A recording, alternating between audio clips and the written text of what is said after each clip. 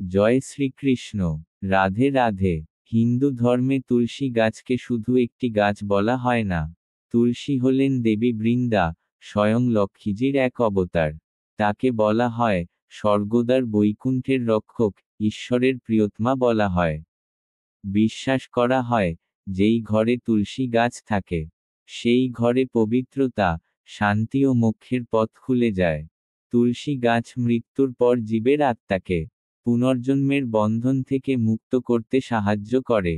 তুলসীর প্রতিটি পাতায় বিরাজ করেন দেবতারা। প্রতিদিন যারা তুলসী দেবীর পূজা করেন তাদের সংসারে বাস্তু দোষের প্রভাব থাকে না, অশুভ শক্তি দূরে সরে যায়, শান্তি ও সমৃদ্ধি প্রবাহিত হয়। পুরাকালে ঘরে ঘরে তুলসী মঞ্চ ছিল। সন্ধ্যা বেলায় প্রদীপ জেলে পরিক্রমা করতেন ভক্তেরা। আজ আমরা সেই পবিত্র রীতিগুলি ভুলতে বসেছি। আজ আমরা ভুলে গেছি রবিবার তুলসী গাছে জল দেওয়া নিষেধ, কারণ এতে লক্ষ্মী দেবী ক্রুদ্ধ হতে পারেন। তুলসী গাছ কেবল আধ্যাত্মিক নয়, তার ঔষধি গুণও অনন্য। জ্বর, ঠান্ডা, কাশি থেকে শুরু করে বহু রোগ থেকে রক্ষা করে। তুলসীর পাতা শরীরের কম্পনকে স্থিত করে, মানসিক প্রশান্তি এনে দেয় হৃদয়ে। আজকের দিনে তুলসী গাছ শুধু বাড়ির কোণায় নয়, আমাদের হৃদয়ে থাকুক প্রিয় দেবীর আসন। প্রতিদিন তুলসীকে প্রণাম করুন, জীবনে আসুক পবিত্রতা, শান্তি ও ঈশ্বরের কৃপা। তুলসী গাছ নয়, তুলসী মহারানী। তার আশীর্বাদেই খোলে বৈকুণ্ঠের দ্বার। তার উপস্থিতিতে অশুভ শক্তি পালায়, আর ঈশ্বরের সান্নিধ্যে ভরে ওঠে আমাদের ঘর। জয় তুলসী মহারানী, জয় সনাতন ধর্ম, জয় শ্রীহরি। প্রশ্ন উঠতে পারে, কোন ঈশ্বরের সেবা বা উপাসনা পূর্ণ হয়? উত্তর একটাই, যেখানে তুলসী মহারানীর উপস্থিতি থাকে। তার ছাড়া ভগবানের সেবাও অপূর্ণ থেকে যায়। শাস্ত্র বলে, যদি তুলসী পত্র না থাকে তবে ভগবান শ্রীহরিও নৈবেদ্য গ্রহণ করেন না। তুলসী কেবল একটি গাছ নয়, তিনি স্বয়ং লক্ষ্মীজির রূপ, ভগবানের সমস্ত পূজার মূলতত্ত্ব। আজ মানুষ ক্লান্ত, ব্যস্ত, বিভ্রান্ত। ভক্তি আছে, কিন্তু তুলসী মহারানীর স্মরণ নেই। এটাই আমাদের সর্ববৃহৎ দুর্ভাগ্য। যে ঘরে তুলসী গাছ নেই সেই ঘর যেন প্রাণহীন মন্দির। তুলসী ছাড়া ভগবানের সান্নিধ্য লাভ যেন অসম্ভব। আজ আমরা ভুলে যাচ্ছি তুলসী গাছে রবিবার জল দেওয়া নিষেধ, কারণ এই দিনে তুলসী দেবী উপবাস পালন করেন। এই নিয়ম ভঙ্গ করলে আসে দুর্ভাগ্য, অশান্তি ও রোগ। তুলসী পাতা তুলতে গেলেও রয়েছে নিয়ম। পবিত্রভাবে প্রণাম করে তুলতে হয়। যে কোনো দিনে নয়, ভোরবেলা তুলতে হয়, এবং কোনো রকম অপবিত্রতা ছাড়াই। আজকের দিনে যখন চারপাশে নীতিহীনতা আর দুর্নীতি, তুলসী গাছই সেই আশ্রয়, যার আশীর্বাদে এলাকা রক্ষা পায় অশুভ শক্তি, অপরাধ, অন্ধকার থেকে। ভক্তি মানে কেবল প্রার্থনা নয়, ভক্তি মানে নিয়ম পালন, শ্রদ্ধা, এবং ঈশ্বরের প্রতীকদের যথাযথ সম্মান। তুলসী দেবী সেই ভক্তির সিঁড়ি, যার ওপর ভর করে পৌঁছনো যায় বৈকুণ্ঠধামে। তাই আজ আমাদের কর্তব্য, প্রতিদিন তুলসী গাছকে প্রণাম করি, তাকে স্নেহ, যত্ন ও পবিত্র জল অর্পণ করি। সন্ধ্যাবেলায় একটি প্রদীপ জ্বালিয়ে তার চারপাশে পরিক্রমা করি। এই পৃথিবীতে অনেক ধনী ব্যক্তি থাকলেও তুলসী মহারানীর কৃপা ছাড়া তারা শূন্য। তার আশীর্বাদেই আসে শান্তি, সমৃদ্ধি ও ঈশ্বরপ্রেম। তুলসী মহারানীর পূজায় যে শ্রদ্ধা দেয় সে চিরকাল ঈশ্বরের সান্নিধ্যে থাকে। সম্পূর্ণ শ্রাবণ করুন আসান বার বীর মূল। শাস্ত্রে যাকে বলা হয়েছে সেই ব্যক্তিকে, বাবা মা নিয়মিত ঈশ্বরের উপাসনা করেন না, কিন্তু প্রতিদিন তুলসী পরিবেশন করা উচিত। ঈশ্বর প্রতিটি ব্যক্তির উপর খুব খুশি হন। ঈশ্বর নিজেই আমার সেবা করেন। জটা, ঈশ্বর, আমি খুশি, আমি খুব খুশি। ইমানের বিষ্ণু রানীর সেবা এবং পূজা করে বড় হয়েছেন। ধর্মীয় গ্রন্থগুলি বলে যে কোন ব্যক্তি বোকা, ভগবানের চরণে জল এবং তুলসী কুড়ি নিবেদন করুন। যদি তুমি এটা করো তাহলে ঈশ্বর খুশি হবেন। ঈশ্বরের উদ্দেশ্যে উৎসর্গীকৃত ব্যক্তির ব্যক্তিগত পা। একজন ব্যক্তি যদি দাস হয়ে যায় তাহলে সে কতটা খুশি হবে? ঈশ্বর একজন। বারবার যদি তাকাও, তাহলে কে শুধু তুলসী জল দিয়ে? একজন ব্যক্তি জলের দিকে তাকিয়ে ঈশ্বরকে তা উৎসর্গ করছেন। সমস্ত সুখ কেবল একজন ব্যক্তির কাছ থেকে উৎপন্ন হয়। যে ব্যক্তি প্রতিদিন তুলসীর সেবা করে, দেবী লক্ষ্মী এবং জগতের দেবতা বিষ্ণু প্রতিটি মুহূর্ত থেকে পৃথিবীতে উপস্থিত। এটা পূর্ণ গম্ভীরতার সাথে বলল, হে তুলসী মহারানী। আর তিনি বললেন যে তুমি ডাক থেকে পানি নিও, কোন পাপে লিপ্ত হও না। জল গলে যায় এবং জল গলে যায়। পারদ ক্লান্ত হয়ে পড়ে এবং জল জমে না। পারদ স্পর্শ করলে ভালো না হলে এটা তোমার জন্য সমস্যা। একজন ব্যক্তির পাপ থেকে মুক্ত থাকা উচিত। পাপ পুড়িয়ে দিলে সকল পাপ বিনষ্ট হয়। কে এই তুলসী মহারানী কৃপা? প্রতি মাসের একাদশী যে ব্যক্তি একাদশীতে উপবাস করে, তুলসী রানী ঈশ্বরের একজন ব্যক্তি হিসেবে সেবা করেন। আমি খুশি যে আমি আমার প্রিয়তমাকে জাগিয়ে তুলতে ক্লান্ত না। আর তুমি এই সুখ বাঁধার জন্য এইটা কি করছো? তাই একাদশীর দিনটি প্রত্যেক ব্যক্তির জন্য উপযুক্ত। তুলসী সেবা কর্তা, হ্যাঁ, সবাইকে বেশি গুরুত্ব দিন। শাশ্বত শাস্ত্র অনুসারে তুলসী প্রিয় এবং চুল খুবই সুন্দর। শ্রীহারির জামরাজ পন্তকে এই সেবাকে দিয়েছিলেন। দূরে পালা জাম দেবতা তর দুধ কথা বল। ঈশ্বর আমাকে রক্ষা করুন, তুমি কিভাবে যেতে পারো, পাশা? প্রতিটি তুলসী সেবা তার থেকে পাশির দূরত্ব একটু বেশি ছিল। আমি প্রণাম করছি এবং দূর থেকে তোমাকে টেলিগ্রাম করছি, কারণ একজন প্রকৃত বৈষ্ণব হন এবং প্রতিদিন তুলসীতে স্নান করুন। দেবী সেবা, তুলসী দেবীর পূজা অর্চনা।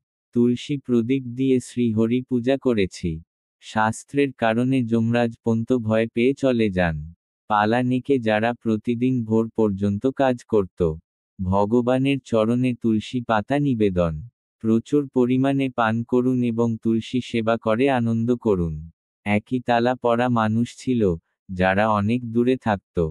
প্রশ্ন জিজ্ঞাসা করতে করতে মৃত্যু।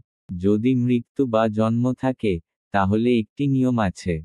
তারপর থেকে, মৃত্যু হোক বা ঈশ্বরের আবাস, আমি আমার নিজের জায়গায় ফিরে যেতে থাকি।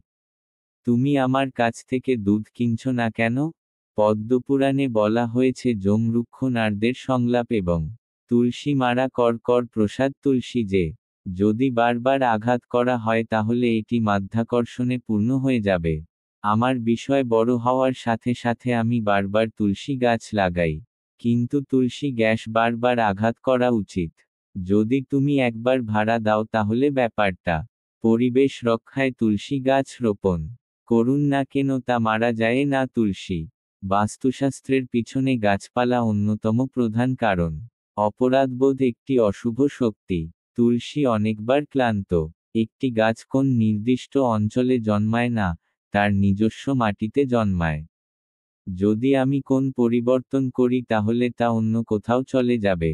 প্রতিদিন টেলিগ্রাফ অপারেটরের কাছে গিয়ে রোপণ এবং আশা করা। দেখো, যদি তুমি শীঘ্রই জন্মগ্রহণ করো, তাহলে কোন সমস্যা হবে না। তারের বাইরের এলাকা যেখানে পরিমাণ একটি সমস্যা।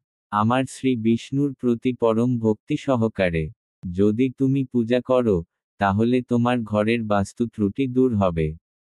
ক্লান্তি দূর হওয়া উচিত এবং তুলসী মহারানী পূজা তুলসী দেবীকে কিভাবে ক্ষমা করেছিলেন? আমি তোমার কাছে প্রার্থনা করি মা, যখন তুমি জানো আমি কি অপরাধ করেছি। আমি জানতাম যে তালাগুলো আমাকে ক্ষমা করবে। আশা করি তুমি পরে আবার তুলসী গাছ লাগাবে। দয়া করে পরিচারিকার কাছে যান এবং তুলসীর প্রতি করুণা দেখান। আশা করি তুমি এই টাকাটা সদয়ভাবে পাবে। তুলসী, তুমি ঘরে সুন্দর, উঠে বনে যাও। তুমি তোমার জটানো চুল দিয়ে শ্রীহরেকে কেন সেবা করলে? প্রীত হান তোমার তুলসী অনুমোদন হারির চরণ। ঈশ্বরের কাছে প্রার্থনা করো, ঈশ্বরের কাছে তোমার চরণ উৎসর্গ করো। আমি খুবই খুশি যে ঈশ্বরের হৃদয় মুক্তাতুল্য। যদি তুমি দান করো তাহলে তুমি সুখী এবং অমর হবে। ঈশ্বরের সেবা করার সময় আমি অনেক অনুষ্ঠানের আয়োজন করি। হে অনেক, আমার কিছু দরকার, এটা সম্পূর্ণ ভুল। ধর্ণা তুলসী মহারানী সবার সেবা করে। অনেকের চিঠির প্রয়োজন ছিল, আর মাত্র একটি। এক গ্লাস জল এবং একটি তুলসী পাতা ভক্তি সহকারে। যখন আমার শক্তি ছিল না, তখন আমি নিজেকে উৎসর্গ করে চলেছিলাম। এই এলাকাটি একটি সাধারণ ইউনিট হিসেবে কাজ করে। সমস্ত দেবতারা পারেনের উপর খুব খুশি ছিলেন। ধর্মগ্রন্থের প্রভাবে পৃথিবীকে বিশেষ কাজ করতে হয়। নেকে বলেন সংসারে 9টি জন্না অর্থনৈতিক উন্নতি। পৃথিবীর অগ্রগতি অশুভ শক্তিকে দূর করবে। এই তো, মানুষ বলে যে তোমাকে এই পৃথিবীতেই রাখা উচিত। আমি সমস্ত অশুভ শক্তি এবং শক্তি কেড়ে নেব। তারপর সবাইকে একটি কাজ করার জন্য বের হতে হবে। সন্ধ্যাকাল একতা প্রদীপ তুলসী দেবী, অর্থাৎ তুলসী গাছের নিচে প্রদীপ নিবেদন করুন।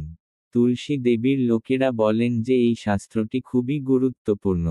তুলসী মহারানী কৃপা, সুখ শান্তির আজাবে অশুভ শক্তি ধ্বংস হয়। আমি কেবল এই স্থানেই দেবী লক্ষ্মীর পূজা করব। তুলসী গাছ মারা গেল, যেটা আকু আরও কথা বলল। কিন্তু তুলসী যখন বারবার, গাছটি মেরে ফেলা উচিত, তোমার যাওয়া উচিত এবং এর যত্ন নেওয়া উচিত। অভিনন্দন নেই, তুলসী গ্যাস মারা গেছে এবং আমি তুলসী গাছের কথা বলছি এবং আমার কোনো কাজ করার দরকার নেই। কিন্তু এটা একটা বিরাট অপরাধ এবং এর মাধ্যমে কোন অপরাধ করা সম্ভব নয়। তুলসী গাছটি কখন জ্বলছিল তা কি তুমি কখনো ভুলে গেছ? পার্থিব জগতে নিঃসন্দেহে মন্দ আছে। তাহলে তুলসীকে অশুচি অবস্থায় রাখতে ভুলবেন না। দেবীকে জল নিবেদন করা একটি দুর্দান্ত ধারণা। অপরাধ একাধিকবার বিশেষ অপবিত্র অবস্থা। তুলসী সেবা, তুলসীকে জল নিবেদন। গাছ কিন্তু কোন সাধারণ গাছটি এটি নয়? তুলসী হলেন সকলের প্রিয় দেবী। তুলসী গাছে জল দেওয়ার সময় নোংরা অপবিত্রতা। তুলসী গাছে কখন জল দেওয়া উচিত? আর তুলসী দেবীর বনে জল পাঠাও। নেকে বললেন যে এই সময়ে তুলসী পোড়ানো উচিত নয়। যদি এটি না জ্বলে তবে এটি মনে রাখবেন এবং সম্পূর্ণ ভুল করবেন।